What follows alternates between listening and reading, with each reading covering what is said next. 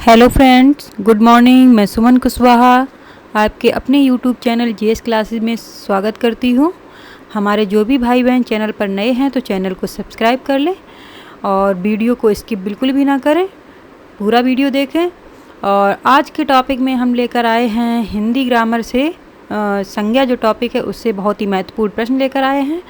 तो इन प्रश्नों को रटना नहीं है, समझना है, क्योंकि ग्रामर एक ऐसी चीज़ है, व्याकरण ऐसी चीज़ होती है, इसमें रटने जैसा कुछ होता नहीं है, बस समझना है और क्वेश्चनों को देखना है।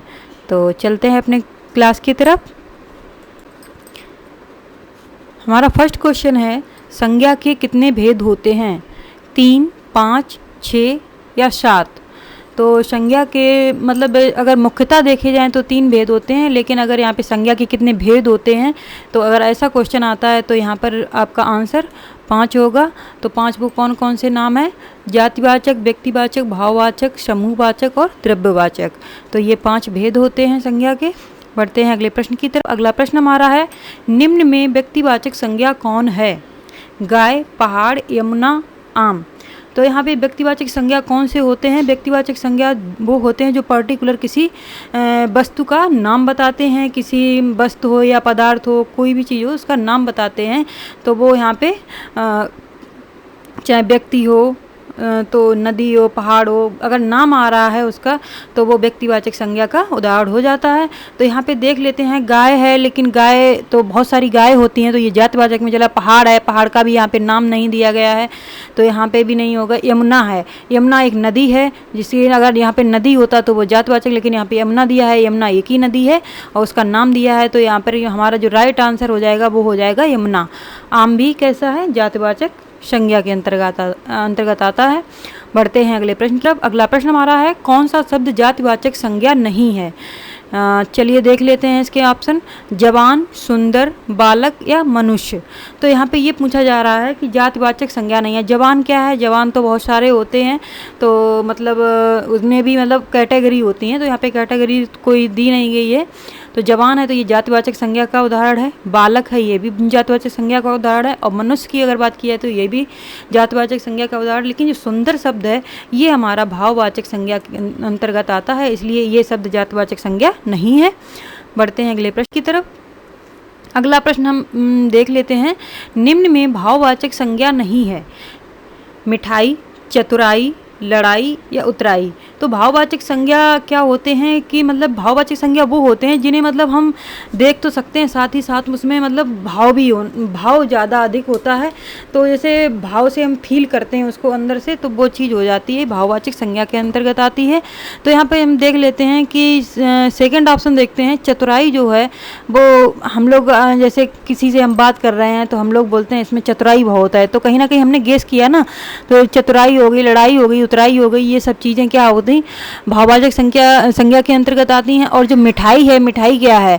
मिठाई मतलब जो मीठा व्यंजन है हमारा, तो वो मिठाई हो गई। और मिठाई में तो बहुत से प्रकार होते हैं, तो जो मिठाई है वो हमारी जातिवाचक संज्ञा के अंतर्गत आएगी। बढ़ते हैं अगले प्रश्न की तरफ। अगला प्रश्न हमारा है, इनमें से जातिवाचक संज्ञा बताइए। लड़का, सेना, श्याम या दुख। तो यहाँ पे जातिवाचक संज्ञा पूछी जा रही है। तो सबसे फर्स्ट जो ऑप्शन हमारा दिया गया है लड़का, तो ये लड़का ही जातिवाचक संज्ञा का उदाहरण है। अगर सेना की बात हम करें तो ये समूहवाचक में आएगा, क्योंकि जो सेना होती है वो मतलब ऐसा नहीं है कि एक ही दो होते हैं, उसमें बहुत सी जवान होते हैं, इसलिए उसका जो सेना होती है वो समूहवाचक में आएगी। अगर हम श्याम की बात करें तो श्याम एक लड़के का नाम है, तो ये व्यक्तिवाचक में जाएगा। अगर हम दुख की बात करें तो ये भाववाचक संज्ञा है, जैसे कि हमने बताया था, जिसमें भाव आए, तो इसमें जो दुख है वो भाववाचक संज्ञा है। तो बढ़ते हैं अगले प्रश्न की तरफ। अगला प्रश्न हमारा है, कौन सा शब्द स्त्रीलिंग है? सहारा, सूचीपत्र, शियार और परिषद। तो सबसे पहले हमें मतलब ये देखना रहता है इसमें कि जो स्त्रीलिंग या पुल्लिंग जब पूछा जाता है तो हमें इसमें कुछ नहीं करना होता, जो भी शब्द दिए होते हैं उनमें वाक्य प्रयोग करना होता है। अगर हम सहारा का जैसे ले लिया तो सहारा, हमने उसका सहारा दिया, तो मतलब दिया तो क्या हो गया? पुल्लिंग हो गया। सूची पत्र बनाया, ऐसा तो नहीं सूची पत्र बनाई, ठीक है ना। तो ऐसे सियार मतलब चला गया, तो इस तरीके ये पुल्लिंग हो गए। लेकिन जो परिषद है वो हमारा क्या है? स्त्रीलिंग है। इसका राइट आंसर जो परिषद हो जाएगा। तो फ्रेंड्स, अगर आप लोगों को मेरी वीडियो अच्छी लग रही हो तो चैनल को सब्सक्राइब कर लें और साथ ही साथ लाइक और कमेंट करना बिल्कुल भी ना भूलें। तो लाइक और कमेंट करते रहें। बढ़ते हैं प्रश्न की तरफ। अगला प्रश्न हमारा है, प्रेम शब्द में कौन सी संज्ञा है? विशेषण है, अव्यय है, भाववाचक है या व्यक्तिवाचक है? अगर हम प्रेम शब्द देखें तो इसमें क्या आ रहा है? फीलिंग आ रही है, भाव आ रहा है। और हमने बताया था जिस शब्द में अगर आपको भाव का आभास हो तो वहाँ पर भाववाचक संज्ञा हो जाती है। बढ़ते हैं अगले प्रश्न की तरफ। निम्न में से कौन सा शब्द संज्ञा है? क्रुद्ध, क्रोध, क्रोधी या क्रोधित? तो यहाँ पे संज्ञा पूछी जा रही है, तो संज्ञा हमारा क्या हो जाएगा? क्रोध हो जाएगा। यहाँ पे सॉरी, यहाँ पे ये गलत आ रहा है, यहाँ पे क्रोधी नहीं होगा, क्रोध होगा। ओके, बढ़ते हैं अगले प्रश्न की तरफ। सुरेश ने कहा अब मनोज बूढ़ा हो चुका है, वाक्य में भाववाचक संज्ञा बताइए। तो यहाँ पे मनोज दिया है, अब दिया है, बूढ़ा दिया है, सुरेश दिया है। अगर मनोज की हम बात करें तो मनोज एक व्यक्तिवाचक संज्ञा है, अब की बात करें तो ये एक अव्यय है, और अगर बूढ़ा की बात करें तो बूढ़ा ही हमारा क्या है? यहाँ पे भाववाचक संज्ञा है, और सुरेश भी व्यक्तिवाचक संज्ञा है। तो इसका राइट आंसर ऑप्शन नंबर 3 बूढ़ा हो जाएगा। अगला प्रश्न देख ले हैं। अगला प्रश्न हमारा है, गुलाब अच्छा लड़का है, वाक्य में कौन सी संज्ञा है? जातिवाचक, व्यक्तिवाचक, भाववाचक, समूहवाचक? तो जो यहाँ पे जो अंडरलाइन नहीं हो पाई है, यहाँ पे गुलाब में पूछी गई है कि कौन सी संज्ञा है। तो गुलाब एक लड़के का नाम है, तो किसी का नाम आता है पर्टिकुलर, तो उसको हम क्या बोलते हैं? व्यक्तिवाचक बोलते हैं। तो इसका राइट आंसर हो जाएगा ऑप्शन नंबर 2। बढ़ते हैं प्रश्न की तरफ। अगला प्रश्न हमारा है, पहाड़ों के नाम किस संज्ञा के अंतर्गत आते हैं? जातिवाचक, भाववाचक, वस्तुवाचक या व्यक्तिवाचक? तो नाम किसी के भी हो, हमने बताया ही था, जितने भी नाम होते हैं वो सब व्यक्तिवाचक संज्ञा के अंतर्गत आते हैं। अगला प्रश्न हमारा है, आजकल हर शहर में रावण पैदा हो रहे हैं, रेखांकित शब्द में कौन सी संज्ञा है? जातिवाचक, व्यक्तिवाचक, भाववाचक या निश्चयवाचक? तो यहाँ पे वैसे अगर देखा जाए तो रावण एक नाम है पर्टिकुलर, लेकिन इसका जो सेंस है हमें ये देखना पड़ता है कि जो सेंटेंस में इसका यूज हुआ है उसका जो भाव है वो क्या है, तो उसको हमें देखना है। तो यहाँ पे जो रावण है एक जात के बारे में मतलब बात कर रहा है, तो इसलिए यहाँ पे इसका जो आंसर है वो ऑप्शन नंबर 1 जातवाचक संज्ञा हो जाएगा। क्योंकि ऐसा हम लोग बोलते हैं कि आजकल तो हर घर में रावण पैदा हो रहे हैं, ये मतलब तो एक उससे ये लग रहा है कि मतलब हाँ, रावण का मतलब एक बुरे आदमी से लगाया जा रहा है यहाँ पे, तो उस टाइप में इसका यहाँ पे यूज हो रहा है, इसलिए इसका जो आंसर है वो जातवाचक हो जाएगा। अन्यथा अगर वैसे रावण की बात की जाए तो वो व्यक्तिवाचक में जाएगा। अगला प्रश्न हमारा है, इनमें क्रिया से बनी भाववाचक संज्ञा नहीं है। क्रिया से बनी, तो यहाँ पे देखना है कमाई, लड़ाई, पढ़ाई और भलाई, 4 ऑप्शन दिए गए हैं। अगर हम कमाई की बात करें तो इसमें मूल शब्द क्या रहेगा? कमाना। लड़ाई में क्या रहेगा? लड़ना। और पढ़ाई में क्या रहेगा? पढ़ना। लेकिन भलाई में भला रहेगा, और भला हमारी जो है कि क्रिया नहीं है, तो इसमें यही पूछा गया है कि क्रिया से कौन सी संज्ञा भाववाचक संज्ञा नहीं बनी है, तो वो हो जाएगा ऑप्शन नंबर 4 भलाई। बढ़ते हैं अगले प्रश्न की तरफ। निम्न में सर्वनाम से बनी भाववाचक संज्ञा है, चलिए देखते हैं कौन है। क्षमता, ममता, लड़कपन या बड़प्पन? तो यहाँ पे देख लेंगे कि जो सम से बना है समता, और मम से बना है ममता, लड़का से बना है लड़कपन, और बड़ा से बना है बड़प्पन। तो यहाँ पे जो सर्वनाम है, सर्वनाम हमारा क्या हो जाएगा? मम। तो जो मम से बना है वो क्या है? ऑप्शन नंबर 2 है हमारा, ममता। तो ये हमारा राइट हो जाएगा। अगला प्रश्न हमारा है, किस विकल्प के सभी शब्द विशेषण से बने भाववाचक संज्ञा हैं? महत्व, सौंदर्य, प्राथमिकता, मनुजत्व, स्वास्थ्य, नैतिकता, छुटपन, लड़कपन, धार्मिकता, धैर्य, गौरव और पशुता? तो यहाँ पे ये पूछा गया कि विशेषण से बने होने चाहिए, तो अगर हम ऑप्शन नंबर 1 की बात करें तो यहाँ पे ये राइट हो जाएगा। महत्व है, महान से बना है, और सौंदर्य है, सुंदर से बना है, प्राथमिक से प्राथमिकता बना है। तो ये तीनों ही शब्द क्या हैं? विशेषण हैं, और विशेषण से ही ये भाववाचक बने हैं, इसलिए इसका राइट आंसर ऑप्शन नंबर 1 हो जाएगा। अगला प्रश्न हमारा है, इनमें से कौन सा शब्द भाववाचक संज्ञा से बना विशेषण नहीं है? क्वेश्चन को समझेंगे, कौन सा शब्द भाववाचक संज्ञा से बना विशेषण नहीं है? तो चलिए देख लेते हैं।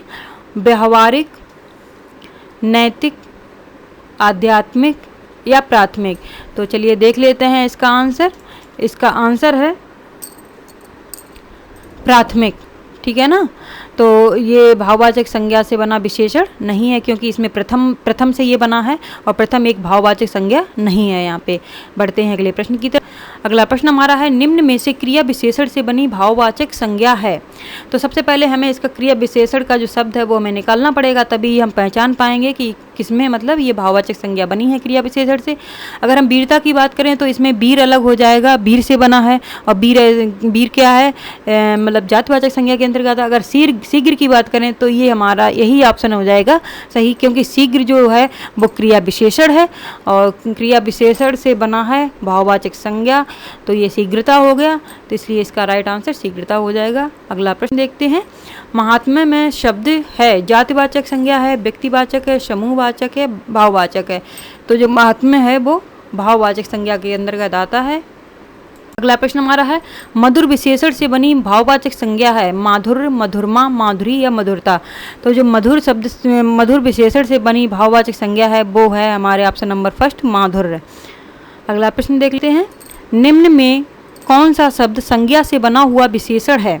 संज्ञा से बना हुआ विशेषण देख लेते हैं कौन सा है, पशु, संतोष, प्यास या इच्छुक। तो यहाँ पे हम देखते हैं जो लास्ट वाला ऑप्शन है इच्छा, ये इच्छा से बना है। इच्छा हमारा क्या है, संज्ञा है, और संज्ञा से बना हुआ विशेषण हो गया, ये इच्छुक हो गया। ऑप्शन नंबर 4 यहाँ पे सही हो जाएगा। तो फ्रेंड्स, अगर वीडियो अच्छी लग रही हो तो चैनल को सब्सक्राइब करें और लाइक और कमेंट जरूर करें वीडियो पर। बढ़ें अगले प्रश्न की तरफ, उसके सपनों का सौदागर आया है। वाक्य में सपनों शब्द में संज्ञा है जातिवाचक, भाववाचक, व्यक्तिवाचक या समूहवाचक। तो जो सपनों जो शब्द है वो है यहाँ पे जातिवाचक हो जाएगा। अगला प्रश्न देख लेते हैं, संज्ञा का मुख्य वेद नहीं है व्यक्तिवाचक, जातिवाचक, समूहवाचक या भाववाचक। तो संज्ञा के जो मुख्य वेद होते हैं वो होते हैं व्यक्तिवाचक, जातिवाचक और भाववाचक, और समूहवाचक और द्रव्यवाचक ये बाद में जोड़े गए हैं, ये जातिवाचक संज्ञा के अंतर्गत ही आते हैं। इसलिए जो समूहवाचक है हमारा ऑप्शन नंबर 3 ये मुख्य वेद नहीं है। अगला प्रश्न हमारा है, सुजन से कौन सी भाववाचक संज्ञा बनती है, सौजन्यता, साजनता, सौजन्य या सज्जनता। तो सुजन से हमारी भाववाचक संज्ञा बनती है सौजन्य। ऑप्शन नंबर 3 यहाँ पे राइट होगा। अगला प्रश्न देख लेते हैं, मैं आपकी सज्जनता, उदारता और माधुर्य से प्रभावित हूँ। वाक्य में भाववाचक संज्ञा नहीं है। सज्जनता, प्रभावित, उदारता और माधुर्य। तो यहाँ पे सज्जनता भी, उदारता भी और माधुर्य भी ये तीनों ही भाववाचक हैं। अगर प्रभावित की बात करी जाए तो यहाँ पे प्रभावित जो है वो भाववाचक संज्ञा नहीं है। बढ़ते हैं अगले प्रश्न की तरफ, जटिल विशेषण के लिए निम्न में से कौन सी संज्ञा मतलब सटीक बैठेगी। तो जटिल प्रश्न, जटिल समस्या, जटिल स्थिति या जटिल दृष्टि। तो यहाँ पे सबसे अच्छा अगर ऑप्शन देखा जाए तो वो हमारा आएगा जटिल के बाद समस्या, क्योंकि जटिल समस्या ही होती है। बढ़ते हैं अगले प्रश्न की तरफ। अगला प्रश्न हमारा है, आप तो बड़े हरिश्चंद्र बनते थे, रेखांकित शब्द में संज्ञा बताइए। व्यक्तिवाचक, जातिवाचक, भाववाचक, द्रव्यवाचक। अभी हमने बताया था कि यहाँ पे सेंस देखना रहता है। वैसे तो अगर आप ये कहेंगे कि हरिश्चंद्र तो एक नाम है तो व्यक्तिवाचक में जाना चाहिए, लेकिन हमारा जो सेंटेंस है उस हिसाब से अगर देखा जाए तो ये जातिवाचक, कि हरिश्चंद्र मतलब सत्य बोलने वाले लोगों से यहाँ पे उसका भाव आ रहा है, तो इसलिए इसका जो हरिश्चंद्र बनते थे तो मतलब ये सत्य बोलने वाले बनते थे, तो इसलिए इसका जो राइट आंसर होगा वो जातिवाचक संज्ञा के अंतर्गत आएगा। बढ़ते हैं अगले प्रश्न की तरफ, निम्न में से व्यक्तिवाचक संज्ञा के बारे में सत्य कथन नहीं है।